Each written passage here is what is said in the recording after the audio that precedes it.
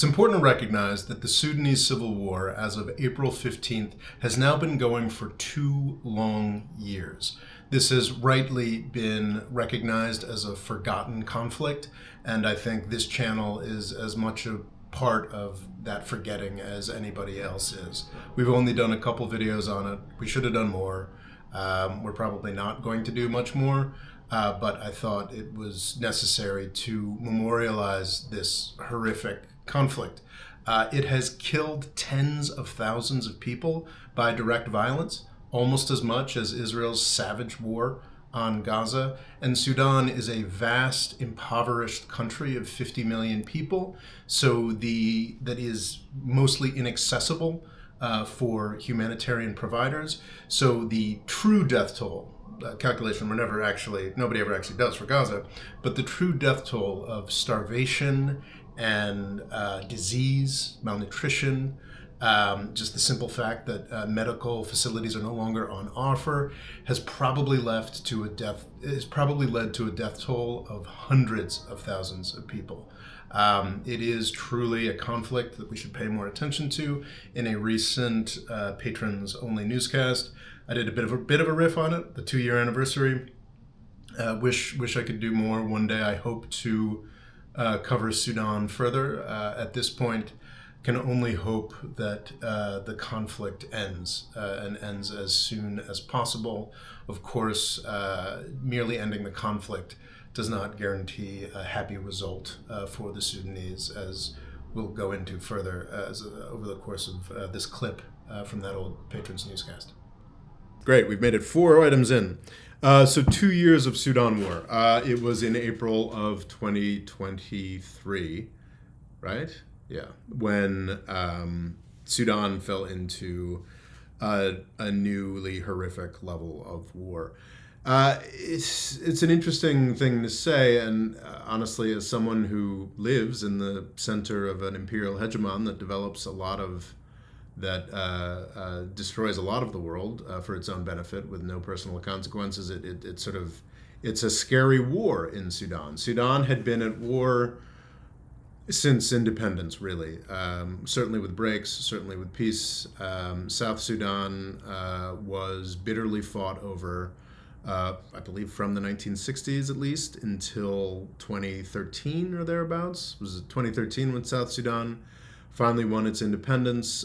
Darfur, which is still, perhaps not for very much longer, connected to the Sudanese imperial core, also incredibly war-torn. These decades of constant war were carried out with limited consequences for the largest population center in Sudan, which is, I believe, around Khartoum, Omdurman, sort of the north, the capital city, the economic, commercial, and political heart of Sudan, sort of carried out these horrific distant wars in South Sudan, in Darfur region, elsewhere, for decades, while certainly not becoming a middle class or middle income area, but being largely at peace and having classes of people within Khartoum that lived the kinds of lives that we all live, sort of professional, internet-enabled, that sort of thing. And then finally, this imperial center of Sudan, finally the chickens came home to roost, and that's what's been happening since April of 2023. The fall of the dictator of Sudan in 2019, Omar al-Bashir, led to a lot of hopes for democratic transition, but was quickly quickly hijacked. Really, power never fell out of the hands of factions of the Sudanese military, most prominently led by Burhan and Hemeti. Burhan sort of in charge of the Sudanese armed forces, and Hemeti in charge of the RSF, the Rapid Support Forces. This is a very common thing for dictators to do. Bashir had built up sort of 2 rival military hierarchies, both of which to serve him. Those 2 rival military hierarchies collaborated to crush democratic possibility between 2019 and 2023. Then in April of 2023, they fell out dramatically, turning, I think for the first time, perhaps I'm incorrect about that, first time in post-independence history, first time in anyone's lifetimes, and I think that the Sudanese independence struggle from Britain and Egypt was, correct me if I'm wrong, was relatively peaceful. I think both Egypt and Britain had bigger fish to fry. So really, I think Khartoum fell into horrific warfare in April of 2023, as well as the rest of the country, accelerating the state of war that was already kind of in. It's been horrific. It looked for a while, and I think got over my skis and said, well, the RSF's just got this. But it now appears that the Sudanese armed forces have perhaps completed their battle to take back control of Khartoum. However, it appears that the RSF is consolidated in Darfur. The question of El Fashir, which is, I think, a capital of a province in the Darfur region that has been held by the Sudanese armed forces for a long period of time and has been besieged by RSF forces, it's a very open and interesting question. What is happening? What is going to happen there? But I am beginning to wonder if this civil war is going to end up with Sudan splitting again. And I think the fate of El Fashir has always been important, but is now tremendously important in that question. If the Sudanese armed forces can continue to hold this significant city in Darfur, the war is likely to continue. If El Fashir falls, then perhaps we're going to look at is that where we're at with the Sudanese conflict? If El Fashir falls, then the country splits, or is that too simplistic? I'm sure it's too simplistic. It's really grim that this has continued for 2 years. Has been allowed to continue for 2 years. I suppose it's good that the RSF, which of course descends from the genocidal militias of the Darfur crisis of the early years of the century, it's a good thing that that's no longer likely that the RSF is going to take over all of Sudan, but that's pretty light consolation. I think the two additional elements that are very worth mentioning at this point are momentum and the United Arab Emirates. Momentum is the question in any military conflict, as we've seen sadly too many recently. There's a question of once one side has started accumulating successes, they're probably more likely to continue to accumulate successes through morale, through the progressive disintegration of their opposing force. And is the momentum of the Sudanese armed forces enough at this point to carry it through to the rest of the country? Is it enough for victory in the Khartoum area, in the more traditional, for lack of a better word, imperial center of Sudan? Is that likely to transfer to the further west of the country? These are all open questions that we'll get further answers to in the coming weeks and months. It is also, I think, incumbent upon me as an American taxpayer to mention the heavy involvement of our proxy state, the United Arab Emirates. The United Arab Emirates is, of course, a very wealthy Persian Gulf petrostate.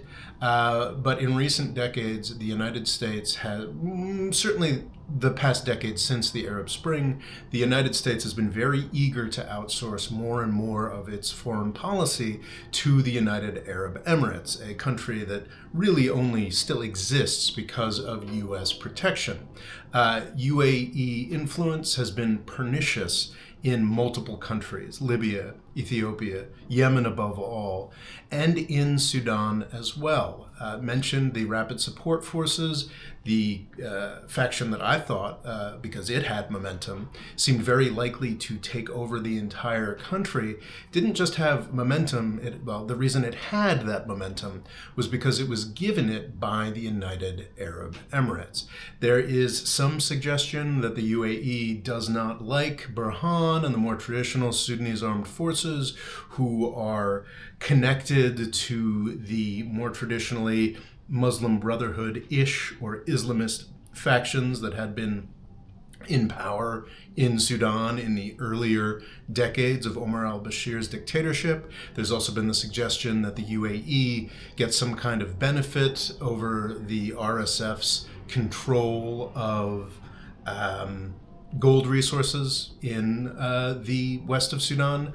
I think those are both possibilities. Another possibility that I find compelling is that the UAE just enjoys crisis because crisis makes them more useful to the United States and also gives them actors that they can use in other places. Specifically, the RSF, one of the reasons that the RSF was established as such a credible fighting force, was able to drag on this war against the Sudanese armed forces for 2 years, was because the UAE used Sudanese military forces related directly to the RSF to fight their war in Yemen. And the question for how this war continues to go is, will the UAE be constrained? We've seen this over and over again. The United Arab Emirates, we saw this in Ethiopia, plays an outsized role in shoring up one side of a conflict until they start getting enough criticism of that for it to be embarrassing to the United States. And I would submit that is what happened with the conflict in Sudan as well. The RSF looked like it was doing very well.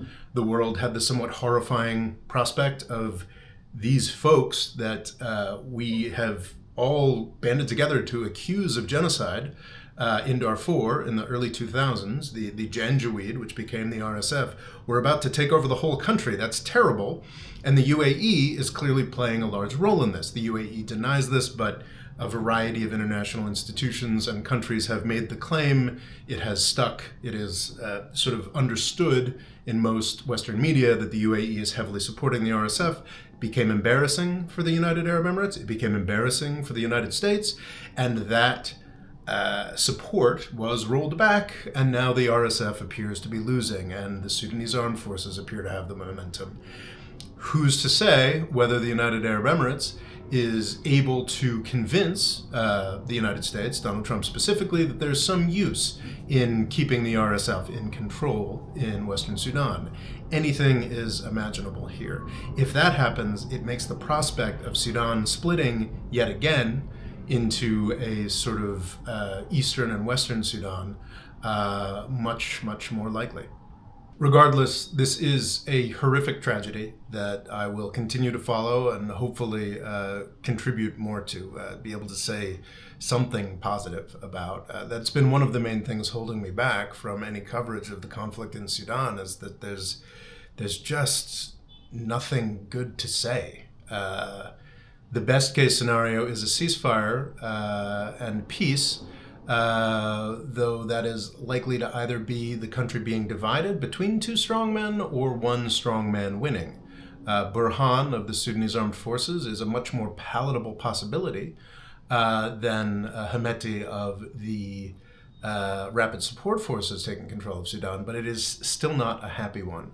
And the long-deferred promise of the liberation movement of Sudan of 2019 will continue to be deferred, I think, regardless of what happens.